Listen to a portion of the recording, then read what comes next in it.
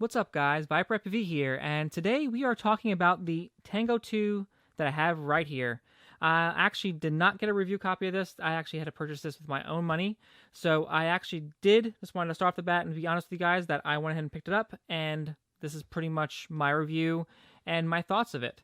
So we actually have a couple radios. I've actually used a lot more radios than just what you see here. This is my everyday radio that I've been using, is the Horus X10S. It is a beautiful radio, very expensive. And then I actually did do a review about a year and a half ago or so of the X Lite, and I was really looking forward to this radio. And I had it. I actually even had Crossfire hooked up to it. As you can see, I had like a crazy glued like mount in the back, and I had Crossfire on it, so I was able to use my RacedayQuads with it. And I really did like it. I just did not like the gimbals on the X Lite at all. I just felt like, especially when you were tuning them in beta flight, they were very jittery. You can try calibrating the sticks, and it just never would get, perfect. And all my quads would be different. So it was really a pain in the butt. I actually pretty much just kept it around just for like using it for the simulators. But when I seen the Tango 2 come out, I was like, wow, that would probably be a lot better of a radio to use, especially since it has the, not the full-size gimbals. It has pretty much, I think, like 90% of the travel of the full-size gimbals. But this one has really, really short. Like, as you can see, I'm like, that's really all I got. And I'm mostly a thumber. So this pretty much review and overview is going to be me just, thumbing the sticks. I'm not really a pincher at all. I tried it. I don't really like it. I'm a video gamer. So it's just how I am. I like to use my thumbs. So that was really the history here. So we have the Tango 2 right here. And really what's amazing to me is that this thing looks a little bigger than the X Lite, but it actually feels lighter. I think it's because of the LiPo battery that it has inside of it, opposed to the 18500 batteries that this does use, because it does feel a little heavier in the front where the batteries would be, like right here. So really what the draw is of the Tango 2 is that it's a Crossfire 250 milliwatt pretty much radio transmitter. And it has all the functionality of Crossfire. You can do all the Lewis scripts and everything else. And it also does have OpenTX on it, opposed to the Tango, the original Tango that had the screen on it. That thing was really bulky, but a lot of people did like it because of just how the form and the function of it, especially having a little camera in the middle. You were able to, not the camera, but the screen in the middle, you were able to pretty much see, if you're using a whoop or something like that, I guess it would be, economical to use. But now we come over to the Horse. So if you put this side to side, as you can tell here, it's pretty much almost identical to it. But what the thing with the Horse is, it's a huge radio. This thing is ginormous. When I got it, I was like, wow, because I had a QX7 at one point, and that was the first radio I ever had. It was a QX. Actually, I had a Spectrum radio, then I had a QX7, then I went to the X Lite, then I went to a FlySky Nirvana, and then I went over to the Horse because I wanted the screen. And that was before the whole craze with the, the Jumper T16 came out. So I didn't really get to save money. I spent a lot of money on this thing. But anyway, really the draw of the Tango 2 is the gimbals. So we have the gimbals here, and they're pretty much exactly the same, almost as the Horse, but it's a little bit more narrow. If I had like a QX7 or a X9D, I've seen Trappy with it, and pretty much it's identical to where they line up with how your fingers lay up. Now, this thing is giant. I mean, my hands aren't the biggest hands. I probably have average, maybe even smaller hands than normal people. And it takes me a lot to like kind of use my thumb to go to the left, and a lot of stress to go to the right, up, and then especially down up to the left. I have to pretty much move my whole entire hand to get there. With the Tango 2, I can reach everything without really moving my hand at all, because of this kind of really nice ergonomics of the side of the case, how it's straight. The X Lite, it's curved, so your hands are forced to go in, and then see how I'm stressing just to go to the left? I mean, I can probably move my hand up a little bit, but I'm holding it kind of funny. So then I can get it here, and then it just feels cumbersome and doesn't feel good in my hands. Just how, comparing it to the Tango 2. So that's pretty much what the Tango 2 is all about, is just how it feels in your hands.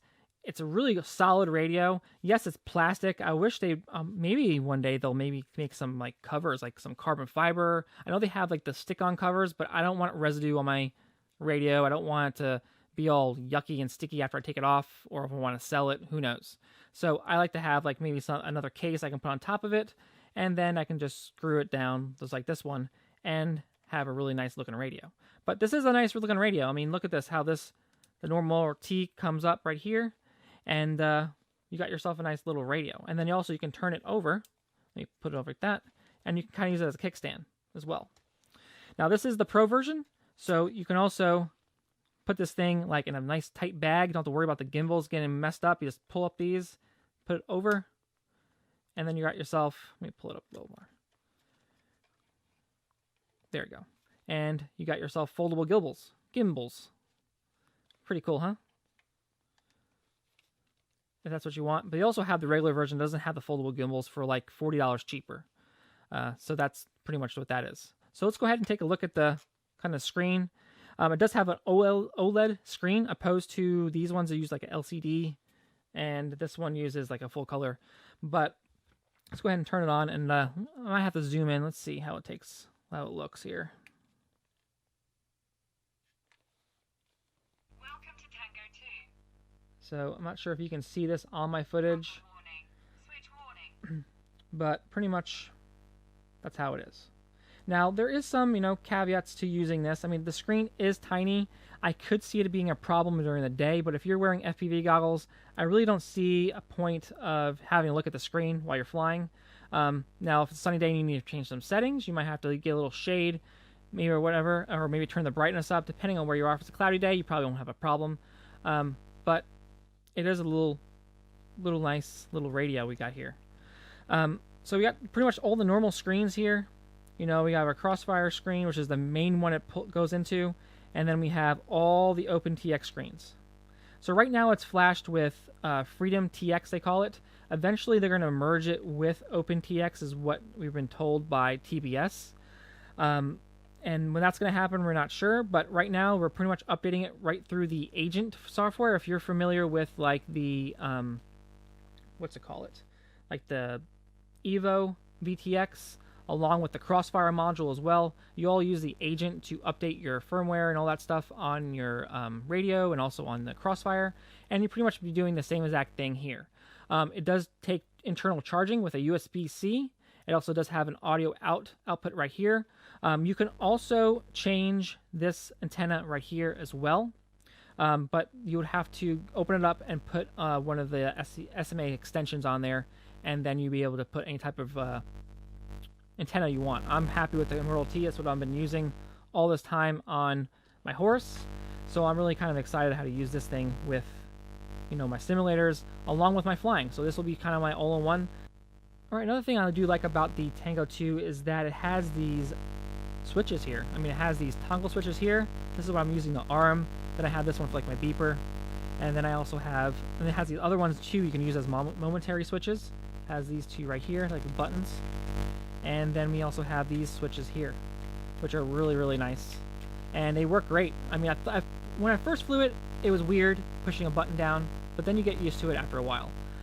Because I've been using these types of switches forever. But these switches, you drop the radio, they get stuck in your bag, they break off. They're just a pain in the butt, and it makes the radio bigger, since you have to make room for the switches and make sure nothing's bumping them or snapping them off. So this one, I really do like the switch design. I got used to it in the beginning, and I don't think I'll ever go back, honestly, to these. So the only caveats we have with the Tango 2, pretty much it's stuck on 250 milliwatts. I mean, you can adjust it up to, I think, 100, then go up to 250.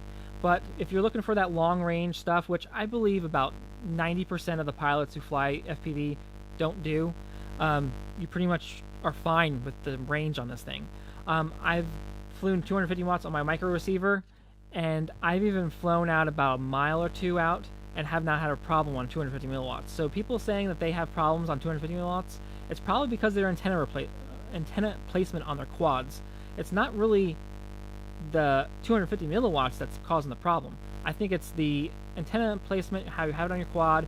It's probably contacting some carbon fiber, and it's probably just not the ideal spot to put your antenna on your quads. You're supposed to be putting them on the back as far away as the carbon you can. I usually put my Immortal T's on the arms. I know this is not ideal either. Usually they want you to have them in the back and being vertical. But I'm not doing a lot of long range. I mean, but I can go out a mile or two with my antennas like this and not have any problems.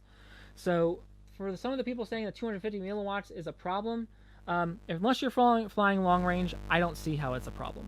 But unfortunately, I don't have any problems. So, but I really do like the Tango 2. It is a great little radio. I think it's very affordable considering what the technology is in here. Considering that you would have to say, if you wanted to buy, a T16 and you wanted to put the Crossfire module on there and everything, you're going to be adding another $50 for the module at least, and plus you'll need to get, the radio itself. So you're at pretty much the same price as the Pro version when you do that, and I think the value is here definitely. So I'll be leaving a link down below to the Tango 2 if you want to go ahead and check it out. But this is Viper FPV, and I'll see you guys in a future video. Peace.